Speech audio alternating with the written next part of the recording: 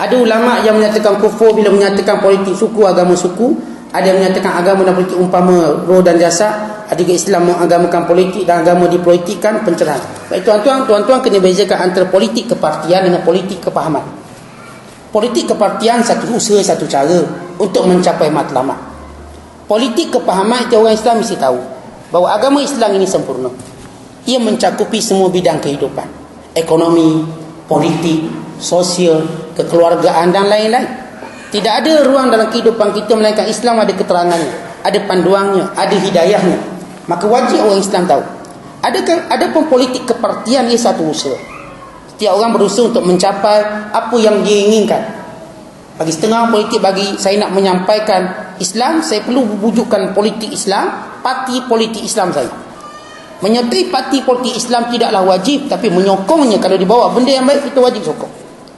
Menyertai menjadi ahli bukanlah wajib, tetapi menyokong kalau dia satu-satunya memperjuangkan isu tadi dan dia satu-satunya bertanding, maka wajib kita tolong berdasarkan firman Allah, wa ta'awanu 'alal birri wat taqwa wa la ta'awanu 'alal ismi wal 'udwan.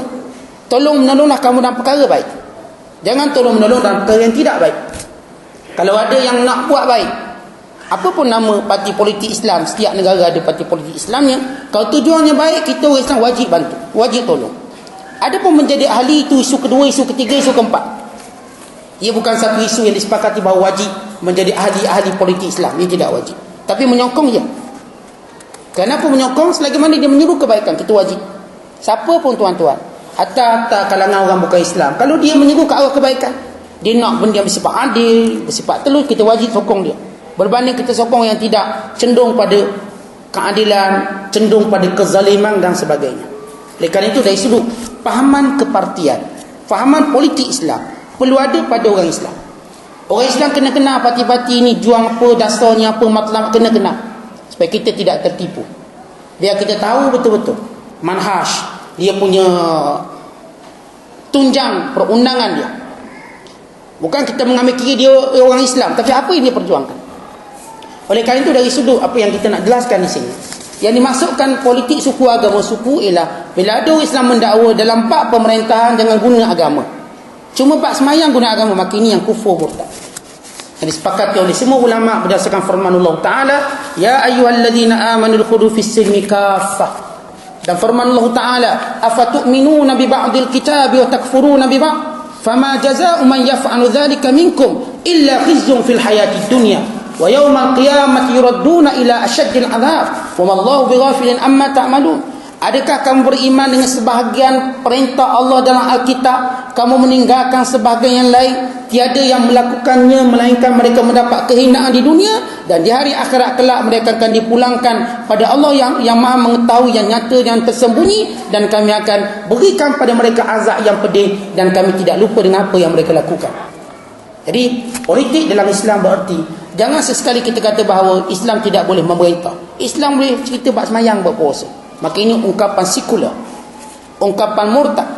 Dan saya pernah cerita bagaimana seorang penulis Islam, Khalid Muhammad Khalid, penulis kitab Ar-Rijal Haula Rasul, iaitu para sahabat di sekeliling Nabi SAW, yang dia telah diisytiharkan murtad oleh Majlis Ulama Azhar dan ditarik balik sijil dia. Dia ada master di Azhar. Master di Azhar. Master di Azhar ni tuan-tuan, dia menang kali PhD kita lah. Dia punya nilai dia tinggi. Walaupun nampak bunyinya macam master, dia macam kereta Continental, kereta Malaysia lah. Bunyi CC 1.4, tapi di performa dia barangkali 2.5. Itu power master di Al-Azhar. Tapi dia keluar satu buku. Dia kata apa? Min huna na'lam. Daripada sini kita tahu bahawa dalam Islam tidak ada politik, tiada pemerintahan. Biarkan siapa memerintah. Lalu ulama-ulama Azhar bersidang. Ungkapan ini mengulangi apa yang disebut oleh Ali Abdul Razik yang pernah diisytiharkan murtad, yang menyatakan politik suku, agama suku. Orang pertama berani sebut Ali Abdul Razik. Juga dirucukkan doktor dia daripada Al-Azhar. Yang selain Khalid Muhammad Khalid, Syekh Muhammad Ghazali Almarhum kata jangan lucuk lagi sehingga kita beri keterangan pada dia. Sekiranya dia berterusan dengan pandangan dia politik suku, agama suku, maka kita isytihar murtad. Lalu Muhammad Ghazali karang satu kitab, Min huna nabda. Daripada sini kita perlu bermula. Dan buku ini dihantar kepada Khalid Muhammad Khalid. Khalid Muhammad Khalid ulama daripada Syria. Akhirnya beliau bertaubat kepada Allah. Beliau keluarkan buku yang lain untuk menyatakan politik tidak boleh diasingkan daripada agama. Politik yang bagaimana? Politik yang berkait dengan pemerintah mesti tunduk pada Islam. Bukan bab sembahyang je kita batal sah, puasa je kita apakah perkara yang membatalkan puasa. Bersungguh kita cari, ustaz kalau sedut asap batal tak puasa. Misalnya kita bersungguh, tapi dalam hal negara kita tak bersungguh. Kita merintah ikut suka kita. Asalkan orang sokong, kita bagi semua.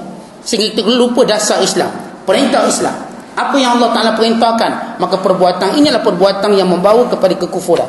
Artinya tuan-tuan, dan semua hal kita wajib tunduk pada perintah Allah. Sekarang seorang berkata politik suku, agama suku.